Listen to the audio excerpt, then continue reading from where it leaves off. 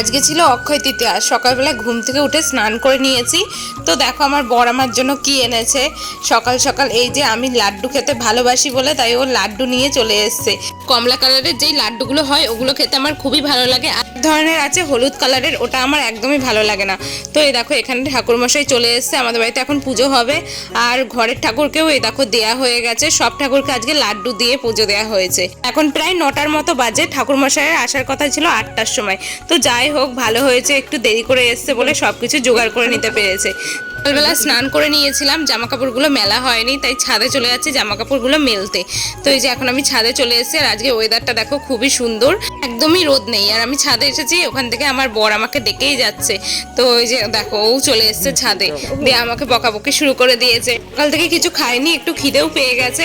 তাই এই যে এই লাড্ডুগুলো এখন খাবো। চলো তোমাদেরকে দেখিয়ে দিই আমার কোন লাড্ডুগুলো খেতে খুব ভালো লাগে। এই লাড্ডুগুলো এতটা নরম, ও বলছিল গরম গরম করা হচ্ছিল তাই তোমার জন্য নিয়ে আসলাম, তুমি তো খেতে ভালোবাসো। তো এটা সত্যি আমার খেতে খুব ভালো লাগে। আমি তো দুটো খেয়ে নিয়েছি আর ও খেয়েছে একখানা। তারপরে দেখো এখানে ঠাকুরমশাই পুজো করে চলে গেছে, প্রসাদগুলো রাখা হয়েছে। এই প্রসাদগুলো এবার সবাইকে দেয়া হবে।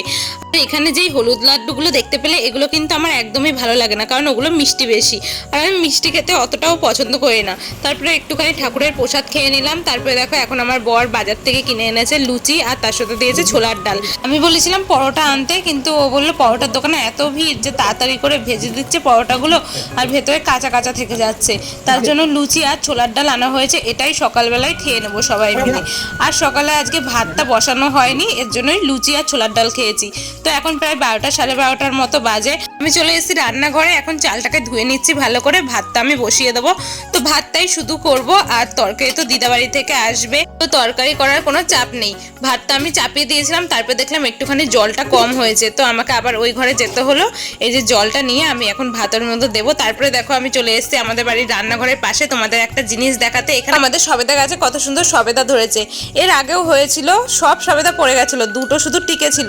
তো ওই দুটো খাওয়া হয়েছে, কিন্তু আমার সবেদা না অতটা ভালো লাগে না, কারণ খুব মিষ্টি। তো তোমাদের কার কার ভালো লাগে জানাবে কিন্তু। এই যে এখন দুপুরবেলায় ভাত খাচ্ছি। আজকে ছিল কচুর শাক, তারপরে চাল কুমড়ো আর ছিল লতি চিংড়ি। তো দুপুরবেলায় খাওয়া দাওয়ার পর একটুখানি হাঁটাহাঁটি করছিলাম, কারণ ঘরে বসে থাকতে থাকতে না মাজা টাজা এত ব্যথা করছে, তাই ভাবলাম দুপুরবেলায় একটুখানি হাঁটাহাঁটি করি। তো আমাদের বাড়ির মধ্যেই আমি একটুখানি আধ ঘন্টার মতো হাঁটাহাঁটি করে নিলাম। আর এখন যাচ্ছে ফুচকা, তার জন্য ফুচকার গাড়িকে দাঁড় করাল। আগে ফুচকা খাবো ভাবছিলাম, কিন্তু দেখলাম বাড়ির সামনে দিয়ে যার থেকে খাই সেই কাকুটা যাচ্ছে। তো এখন ফুচকা খাবো, চলো থালা গ্লাস সব নিয়ে এখন যাচ্ছি। সন্ধ্যেবেলায় বর জিজ্ঞাসা করছিল ফুচকা খাবে নাকি, তো আমি বলছিলাম খাবো। আর এই কাকুটার থেকেই আমরা ফুচকা খাই বেশিরভাগ, খুব সুন্দর এনার ফুচকাগুলো হয়। তো আমাদের বাড়ির সামনে দিয়েই যাই, কোনোদিন ঘন্টা বাজায় না, কারণ ওনার গাড়িতে ঘন্টাই নেই, উনি এক জায়গায় দাঁড়িয়ে বিক্রি করে। তো আমরা ওখানে গিয়ে মাঝে মাঝে খাই, দারুণ করে ফুচকাগুলো।